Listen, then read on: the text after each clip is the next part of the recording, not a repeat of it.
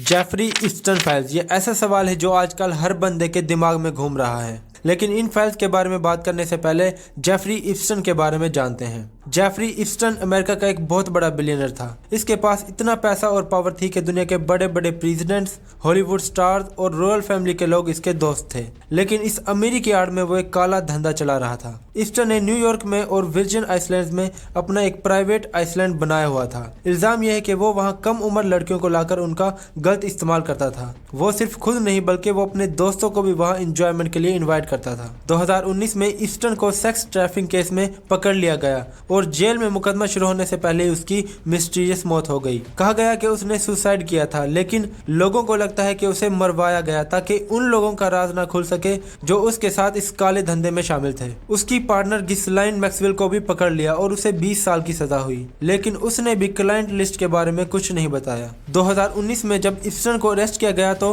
FBI ने उसके New York वाले घर में छापा मारा, जहां से FBI को काफी ज्यादा सबूत मिले, जिनमें पुरानी हार्ड ड्राइव, CDs और डॉक्यूमेंट्स थे और उनमें कुछ ऐसी तस्वीरें थी जिनको ब्लैकमेल करने के लिए रखा गया था। ये सारा डेटा FBI और US डिपार्टमेंट ऑफ जस्टिस के पास एविडेंस के तौर पर मौजूद था, क्योंकि केस अभी चल रहा था और गिस्लाइन मैक्सवेल जो कि इप्स्टन की पार्टनर थी उसका ट्रायल होना था। इसलिए ये सब टॉप सीक्रेट रखा गया ताकि इन्वेस्टिगेशन खराब ना हो। तब से अब तक लोग सिर्फ एक चीज मांग रहे हैं, दी क्लाइंट लिस्ट, यानी कि उन लोगों का डेटा जो कि इप्स्टन के उस आइलैंड पर जाया करते थे। इन फाइल्स को डिपार्टमेंट ऑफ जस्टिस ने अपनी ऑफिशियल वेबसाइट पर अपलोड कर दिया है। फाइल्स में जिक्र है कि इप्स्टन ने अपने पूरे घर में हिडन CCTV कैमरास लगाए थे ताकि वो उन लोगों की वीडियोस बना सके और बाद में उन्हें ब्लैकमेल कर सके। 2026 की इन फाइल्स में ऐसी ईमेल्स हैं जिनमें लड़कियों को गिफ्ट के तौर पर एक मुल्क से दूसरे मुल्क भिजवाने की बातें की गई हैं। अभी तक जो सबसे शॉकिंग चीज सामने आई है वो ये है कि इप्स्टन सिर्फ अकेला नहीं था, बल्कि उसके साथ दुनिया के बड़े फाइनेंशियल इंस्टीट्यूट और बैंक्स जुड़े हुए